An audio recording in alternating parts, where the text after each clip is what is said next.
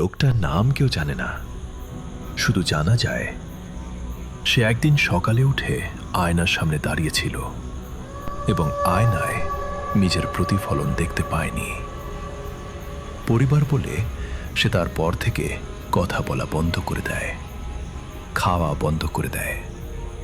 শুধু একটাই কাজ করত, রাতের বেলা উঠে অন্ধকারের দিকে তাকিয়ে থাকত। 3 সপ্তাহ পর সে মারা যায়। ডাক্তার বলেছিল শরীরে কোনো রোগ নেই। এটা দক্ষিণ আফ্রিকার একটা গ্রামের ঘটনা, এবং এই ঘটনা একটাই নয়। আফ্রিকা পৃথিবীর সবচেয়ে প্রাচীন মহাদেশ। সভ্যতার জন্ম এখানে, মানব জাতির শুরু এখানে, এবং পৃথিবীর সবচেয়ে পুরনো এবং সবচেয়ে ভয়ঙ্কর জাদুবিদ্যার চর্চাও শুরু হয়েছিল এখানে। হাজার হাজার বছর আগে থেকে আফ্রিকার বিভিন্ন উপজাতি বিশ্বাস করত প্রকৃতির মধ্যে এক অদৃশ্য শক্তি আছে। সেই শক্তিকে নিয়ন্ত্রণ করা যায়, ভালোর জন্য অথবা মন্দের জন্য। যারা এই শক্তি ব্যবহার করত ভালোর জন্য তাদের বলা হতো শামান বা হিলার, আর যারা ব্যবহার করত ধ্বংসের জন্য তাদের নাম ছিল উইচ ডক্টর।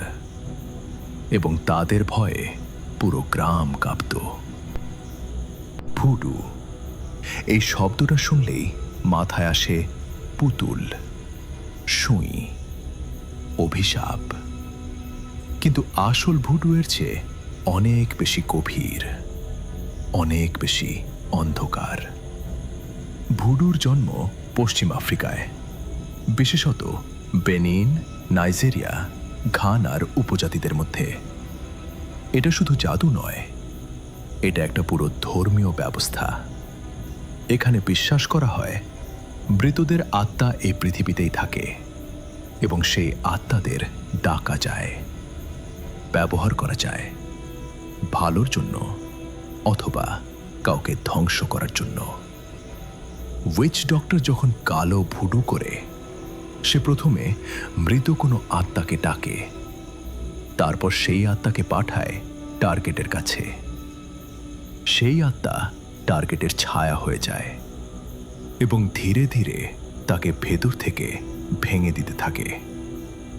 প্রথমে ঘুম যায়, তারপর খাওয়া, তারপর কথা বলার ইচ্ছা, তারপর বাঁচার ইচ্ছা, এবং একদিন শুধু শরীরটা পড়ে থাকে। এখন সবচেয়ে ভয়ঙ্কর কথাটা বলবো, জাম্বি।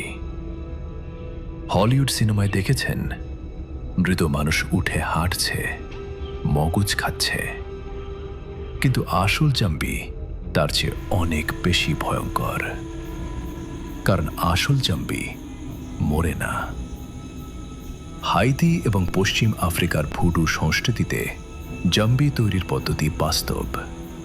উইচ ডক্টর একটি বিশেষ পাউডার তৈরি করে। এই পাউডারে থাকে বিষাক্ত মাছের বিষ, নির্দিষ্ট গাছের নির্যাস এবং আরও কিছু উপাদান যেগুলোর নাম বলা হয় না। এই পাউডার কারো শরীরে গেলে সে মৃতের মতো হয়ে যায়। শ্বাস প্রায় বন্ধ, নাড়ি প্রায় অনুভব করা যায় না। পরিবার মনে করে সে মারা গেছে, কবর দেয়। তারপর রাতে উইচ ডক্টর কবর খোঁড়ে, মানুষটাকে বের করে আনে, আরেকটি পাউডার দেয়, মানুষটা উঠে দাঁড়ায়। কিন্তু তার নিজের কোনো ইচ্ছা নেই, কোনো স্মৃতি নেই, কোনো পরিচয় নেই। সে এখন উইচ ডক্টরের দাস। 1980 সালে হার্ভার্ড বিশ্ববিদ্যালয়ের গবেষক ওয়েড ডেভিস হাইতিতে গিয়ে এই পাউডারের রাসায়নিক বিশ্লেষণ করেন। তিনি নিশ্চিত করেন এটা বাস্তব। বিজ্ঞান এটা অস্বীকার করতে পারেনি। দক্ষিণ আফ্রিকায় আছে সাঙ্গোমা। এরা শামান, আত্মার সাথে কথা বলে, মৃতদের ডাকে, রোগ সারায়। কিন্তু এদের মধ্যে কেউ কেউ আছে যারা অন্ধকার পথে হাঁটে। তাদের বলা হয় থাকাথি। থাকাথি রাতে কবরস্থানে যায় মৃত মানুষের হাড়, চুল, নখ সংগ্রহ করে সেগুলো দিয়ে তৈরি করে অভিশাপের বান্ডিল। সেই বান্ডিল কারো বাড়ির দরজায় রেখে দেয়। দক্ষিণ আফ্রিকার গ্রামগুলোতে এখনো মানুষ ভোরবেলা দরজা খোলার আগে দেখে নেয় দরজার সামনে কিছু পড়ে আছে কিনা, কারণ একবার সেই বান্ডিল স্পর্শ করলে পরিণতি কি হয় সেটা তারা জানে। আধুনিক বিজ্ঞান অনেক কিছু ব্যাখ্যা করতে পারে, কিন্তু আফ্রিকার এই ঘটনাগুলো নিয়ে গবেষণা করতে গিয়ে বারবার একটাই সমস্যায় পড়েছেন গবেষকরা। মানুষ মারা যাচ্ছে কিন্তু কারণ নেই, মানুষ পাগল হয়ে যাচ্ছে কিন্তু ব্যাখ্যা নেই, সুস্থ মানুষ রাতারাতি বদলে যাচ্ছে কিন্তু চিকিৎসা নেই। 2007 সালে ল্যান্সেট মেডিকেল জার্নালে একটি গবেষণাপত্র প্রকাশিত হয়। সেখানে বলা হয় আফ্রিকার অনেক মানসিক রোগীর লক্ষণ পশ্চিমা চিকিৎসা বিজ্ঞানের কোনো ক্যাটাগরিতে পড়ে না। বিজ্ঞান বলেছে, আমরা জানি না। আফ্রিকার কালো জাদু হাজার বছরের পুরনো।